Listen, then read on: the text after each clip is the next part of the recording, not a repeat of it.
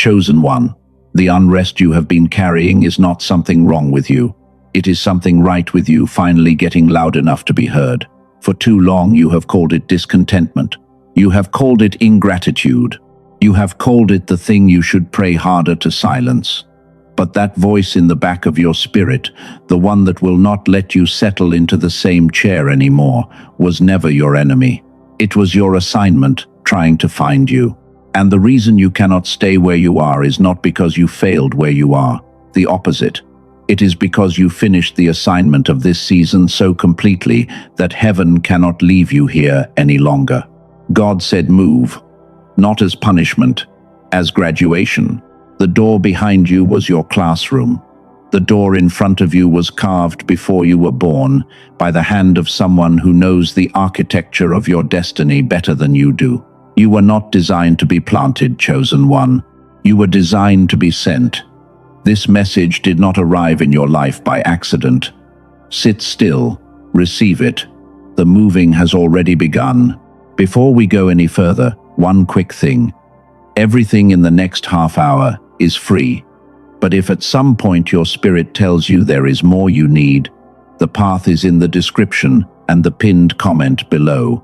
Only if you feel led. And before I take you into the rest of this, let me tell you exactly what you are going to receive in the next 30 minutes, so you know why staying with me to the very end matters. I am going to walk you through 4 specific signs that the season you are in has already released you, and most of them have nothing to do with what is happening on the outside. I am going to teach you the exact Hebrew word God used the first time he called a man to pack his bags and move, and what that word actually means underneath the English translation everyone settles for. I am going to give you a practical 3-door framework you can use this week to know which direction the moving is actually pointing. And I am going to share a story of a chosen one who walked this exact path so you can see what the other side looks like. Stay with me. Every minute of this was placed in order for a reason. So picture where you are right now. Maybe you are in a room you have lived in for years. Maybe you are in a chair you have sat in 1,000 times. Maybe you are in a relationship, in a job, in a city, in an identity you have worn so long it does not even feel like a costume anymore. It feels like skin. And from the outside, nothing about this place looks wrong. From the outside, this is the life you built. But on the inside, something has shifted, and you cannot fully name it yet. Let me name it for you. There are 4 signs that the season you are in has already released you. None of them are dramatic. All of them are quiet. And every one of them has been speaking to you for longer than you have been listening. The first sign is something happening with your tolerance. There are rooms you used to walk into without thinking twice, and now those same rooms feel heavy the moment you cross the threshold. There are conversations that used to be normal, and now those same conversations leave you drained for hours after they end. There are people you used to spend whole weekends with, and now even 1 hour with them feels like work. You are not becoming cold. You are not becoming bitter. You are not becoming the kind of person you swore you would never be. What is actually happening is that your spirit has been quietly weighing every space you walk into against the next assignment. And most of these spaces are not the kind that prepare you for what is coming. This is not random. This is not anxiety. This is not your failure to be content. This is your spirit refusing to settle into a frequency it has already outgrown. The second sign is what I would call creative restlessness. There is something inside you that wants to be built, something that wants to be made, something that wants to be said. You cannot describe it yet. You cannot put it on a vision board because you do not even know what shape it takes. But you have started noticing the symptoms. You open a notebook and write half a sentence and then close it. You start a project and feel a strange electricity in the first hour and then walk away from it. You catch yourself daydreaming about something you cannot finish the image of. The reason this is happening is because there is an assignment waiting for you that has not arrived in your hands yet. Your soul is rehearsing it. Your imagination is practicing. And this is not random. This is not anxiety. This is not you being scattered. This is your destiny, knocking from the inside before it knocks from the outside. The third sign is the way timing has started behaving around you. People who have nothing to do with each other are bringing up the same idea in the same week. A name comes up in one conversation and then comes up again the next day from someone who has never met the first person. An opportunity surfaces at the exact moment you were about to stop looking. The wrong door closes 30 seconds before the right one opens. This is heaven coordinating logistics.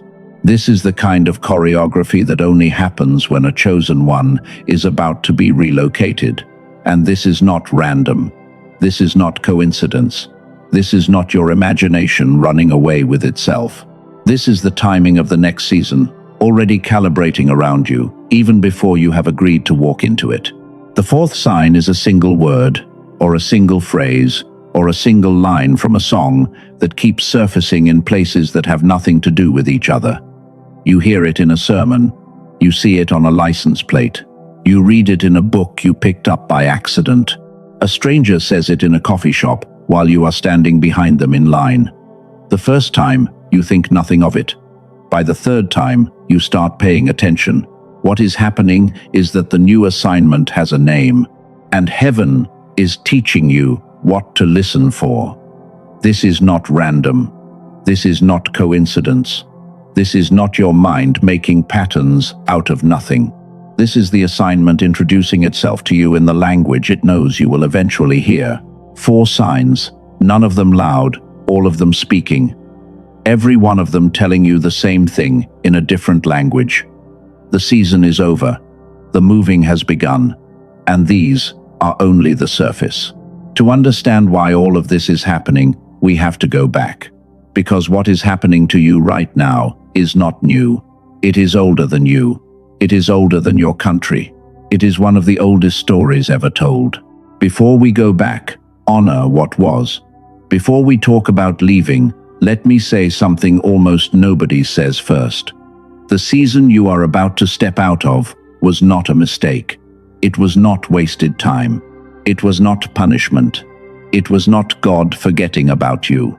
Everything you went through in that place, every disappointment, every betrayal, every quiet morning when you wondered if anyone could actually see what you were carrying, every closed door, every unanswered question, every relationship that did not become what you hoped, every dream that took the long way home, all of that was building something inside you that could not be built any other way. The wilderness is not the absence of God. The wilderness is the place where the version of you that God needs for the next assignment gets formed, and nobody gets to skip that formation. Let me show you what I mean. When you are in a wilderness season, 3 things happen that you do not see until you are already on the other side of it. The first thing is that your character gets restructured. You learn how to keep going when nothing is going your way. You learn how to be faithful when nobody is watching. You learn how to find peace in conditions that should not have peace in them. That kind of inner architecture cannot be downloaded. It can only be built. The second thing is that certain people get cleared out of your life.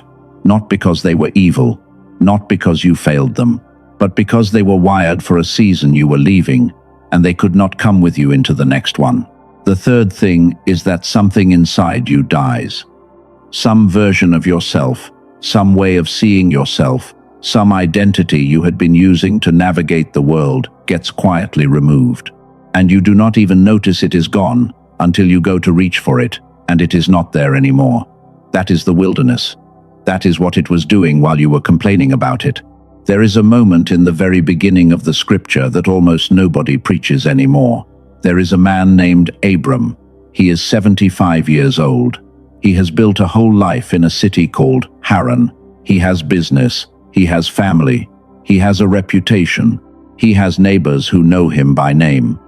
By every standard a sensible person uses, he has made it. He is done. There is no reason for him to start over. And on a perfectly ordinary day, with nothing announcing itself, God speaks to him. Not in fire, not in thunder, just in words. The instruction is so simple, it is almost insulting. Leave your country. leave your people, leave your father's house, and go to a land I will show you. Notice what is missing from that sentence. There are no coordinates, there is no map, there is no preview of what the new place looks like. There is no list of who will come with him and who will not. There is just a direction. Go. And Abram, who is 75 and has every reason to stay, packs his bags. While he is packing, I want you to imagine something. I want you to imagine the conversations he had to have. The people who told him he was throwing his life away. The family members who looked at him like he had lost his mind. The voices inside his own head that told him this was a midlife crisis dressed up as faith. He packed anyway. Because when heaven gives you a direction, the absence of details is not the absence of God. It is the presence of trust. What Abram could not see was that the moving itself was the assignment. The walking was the becoming. The unknown was the inheritance. Here is the thing nobody tells you about that story. The chosen ones of every generation are still being asked the same question Abram was asked that morning. And speaking of the architecture of how heaven prepares people for these kinds of transitions, there is something I want to plant in your mind that we are going to come back to in a little while. There is a body of work, decades long, from a scientist named Robert Lake that has mapped what actually happens inside the brain of a chosen one when this kind of moving begins.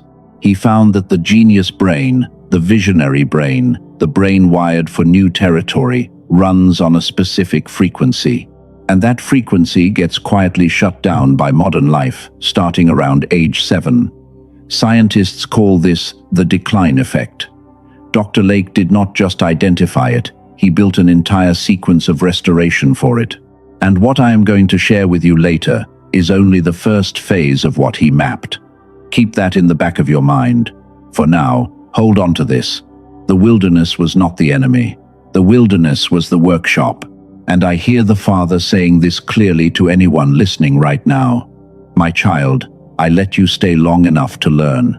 Not one day longer. The wilderness has finished what it came to do. The next ground is already prepared. The only thing standing between you and it is your willingness to release what is already over. Before we continue, take one slow breath. You have been listening for a while. The first half of what I have for you is finished. What comes next is the part that changes everything. Because once you understand the original word God used the first time he called a man to move, once you understand the 3-door framework that tells you which direction the moving is actually pointing, you will not be guessing anymore. You will know. So take that breath. Let what we just covered settle. And when you are ready, the second half is waiting. Where you are right now is the threshold. Not the past, not the future. The threshold itself, the doorway, the moment between the two rooms. And you have been standing in this doorway longer than you realized. So let me tell you what God actually said to Abram that day, in the original language, before the translation flattened it. The Hebrew words are lech lecha. Most English Bibles translate that as go forth or get thee out. Both of those are technically correct, but neither of them is complete. Because lech lecha actually means something more specific. It means go to yourself. It means walk toward who you really are. It means leave the country, leave the kindred, leave the Father's house, and journey into the version of you that has been waiting on the other side of the leaving. It is not just a relocation. It is a recognition. The moving is the means. The you that you become through the moving is the actual destination. Let me put that in plain language so it lands. God did not ask Abram to walk to a new place. God asked Abram to walk into a new self. The new place was just the container the new self needed in order to exist. And this is the part almost nobody explains. The reason you cannot stay where you are is because the version of you that lives in this current place has reached the end of who they were built to be. There is another version of you, an older version, a truer version, a version that has been waiting underneath all the other versions, and that version cannot fully emerge inside the current container. The walls of this room are too small for the next you. The ceiling is too low. The doorway is too narrow, not because the room is bad, but because the room was a chrysalis, and a chrysalis is supposed to break. So when the title of this message says God said move, and you cannot stay where you are anymore, what is actually being said is something much closer to this. Chosen one, walk into who you actually are. Stop wearing the version of yourself that fit the old assignment. The next assignment requires the next you, and the next you cannot be installed inside the old structure. Pack your bags, walk toward yourself. The land has been prepared, not just for what you will do there, but for who you will become while you are walking toward it. Give yourself permission to be in process. You do not have to have it all figured out before you take the first step. You just have to take the first step in the right direction. And here is where what I shared earlier about Dr. Robert Lake's research becomes relevant, because the moving lecture is asking from you is not just spiritual, it is neurological. There is a specific brainwave state called gamma that every visionary and every pioneer has running underneath their decisions, and most adult chosen ones have lost access to it without realizing. Dr. Lake spent 34 years studying how to restore it. The first piece of what he built is something called the Genius Song. It is a 7-minute audio track that uses brain entrainment to gently reactivate gamma, which is the frequency your spirit needs in order to hear directional clarity without the static of survival mode. If your spirit is already pulling you toward this, the link is in the description and the pinned comment below. Stay for the rest of this message if you want the full context. But if you already know, the door is right there. For those staying with me, here is where we go next. Because moving without a compass turns into wandering, and wandering is what most chosen ones get stuck in for years. So, let me show you the compass. Let me paint what the other side looks like, but I want to be honest about it from the start. The new season is not a cartoon. It is not a place where every problem evaporates, and every relationship becomes effortless, and every prayer gets answered the same day. The new season is the place where the assignment you were made for finally fits the life you are living. It is the place where the people you were meant to find can actually find you. It is the place where the work of your hands stops feeling like dragging a boulder uphill and starts feeling like steering a current. There will still be hard days. There will still be growth pains. But the friction will be the friction of forward motion, not the friction of being in the wrong room. Now, here is the practical framework. I am going to give you something you can use this week. I call it the 3-door discernment. Most chosen ones, when they sense it is time to move, look around and panic because they see only one of two extremes. Either they see no doors at all, and they assume that means stay, or they see too many doors and they freeze, paralyzed by the choices. The 3-door framework cuts through both. Here is how it works. In your mind, ask yourself, in this season, what are the 3 doors that are visible to me right now? Not imagined, not someday. Visible, real. Things you could actually walk through this month if you decided to. Hold those 3 doors in your mind. Then score each one against 3 things. The first is your fear level. How afraid are you of walking through this door on a scale of 1 to 10? The second is your peace level. When you imagine yourself on the other side of this door, what is the quality of peace in your spirit? Score that 1 to 10 as well. The third is alignment. Does this door match the direction your life has been pointing for the last 2 years, even if it scares you? Now, here is the part that breaks how most people think about discernment. The right door is almost always the one with the highest fear and the highest peace at the same time. Not the door with no fear, not the door with the most certainty. The door where your spirit is at peace while your nervous system is terrified. Because fear, for a chosen one, is not a stop sign. Fear is a metal detector. It is going off because there is something valuable on the other side. Here is one more thing you can do, right where you are. In your mind, finish 3 sentences. The first one is this: if I knew for certain I could not fail, I would. The second one is this: If I trusted that God would catch me, I would. The third one is this. If I gave myself permission to be exactly who I am, I would. Whatever comes up in those 3 sentences is the direction of your Lecher. That is the version of you the moving is asking for. That is the door. And let me be honest about what is going to try to keep you from this. The biggest obstacle is not going to be circumstances. It is going to be the part of you that has gotten very good at being the old version of you. That version is going to argue. That version is going to negotiate. That version is going to try to convince you that staying is responsible. Watch for it, name it when you see it, and then walk anyway. Let me tell you about a chosen one I want you to keep in mind for the rest of this. He spent 12 years in Singapore, building a corporate career most people would call a success. By every external measurement, he had arrived. Title, income, recognition, an apartment in a building other people pointed at. And, underneath all of it, for the last 3 of those 12 years, he could not sleep through the night. He kept waking up around 4 in the morning with the same feeling that the version of him living that life had already left, and he was the only one still going through the motions.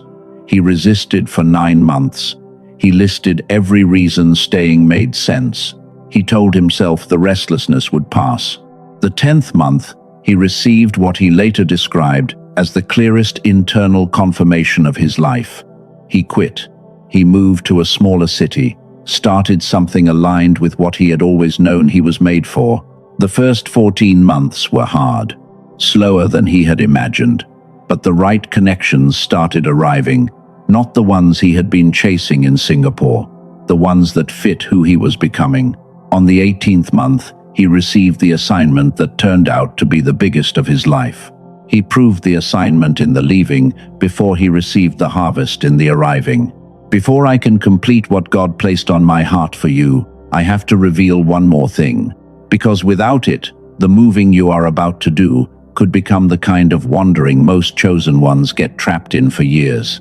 There is one piece almost nobody explains, and once you see it, the rest of what I am going to share will make sense in a way it could not before. Let me bring everything we have covered into one place, in plain language, so you walk away with it instead of just feeling it. The why is this. You cannot stay where you are, for 3 reasons we have already named. The first is that the season has done its work, and a season that has finished cannot keep working. The second is that the version of you that fit the old container has already outgrown it, and trying to wear an outgrown self is what creates the restlessness you have been carrying. The third is that the assignment ahead requires a version of you that can only exist outside the current walls. That is the why. The what is also 3 things. Moving requires recognition, which is naming honestly that the season is over. It requires acceptance of the threshold, which is letting the doorway be uncomfortable without running back into the old room. And it requires a practical framework, like the 3-door discernment we just walked through, so the moving has direction instead of becoming chaos. That is the what. And the who is the most important part. The version of you doing this moving is not lost. It is not reckless. It is not running away. It is the pioneer. It is the bridge. It is the cycle breaker. It is the one whose presence in a place is always meant to leave that place changed and then continue forward. That is the who. Remember earlier I mentioned the Genius song. Now let me walk you through what it actually is in full, because if your spirit pulled you when I mentioned it before, you deserve the complete picture. Think about a woman, 47, a manager at a financial firm. She tried the Genius song for the first 18 days and felt nothing dramatic. She almost asked for a refund on day 20. She kept going 2 more weeks out of curiosity, not belief. By day 34, she realized she had not felt stuck in weeks. A promotion decision she had wrestled with for a year had been made without agony. She was sleeping deeper. The shift had come quietly. No fireworks. Just the slow recognition that her life had become different. You are not a normal person, chosen one. You were born with gamma running stronger than the average. That is why you remember being the kind of child who learned faster, felt deeper, picked up on what adults around you missed. The gap between who you were and who you became is the gap of gamma, and that gap is exactly what this tool was built to close. After 34 years of studying the brain, Dr. Robert Lake mapped what happens when gamma comes back online. His work has been confirmed by researchers at MIT, Princeton, and several other leading universities. 18,366 people have used the Genius Song so far, and less than 4% have requested a refund. The remaining 96% kept going past the guarantee window, which is the strongest signal any tool can produce. I know some of you have tried meditation, breathwork, apps. Nothing changed at the level you needed. That is not your fault. Most of those tools target alpha and theta brainwaves, which are calming but do not produce the genius state. Gamma is different. Almost nothing on the consumer market targets it specifically. And I know $39 feels like one more thing to spend on a hope. I understand. Here is the math. A monthly subscription to a meditation app like Calm or Headspace runs around $15. A single therapy session is around $150. A weekend spiritual retreat is anywhere from $400 to $800. None of those target gamma.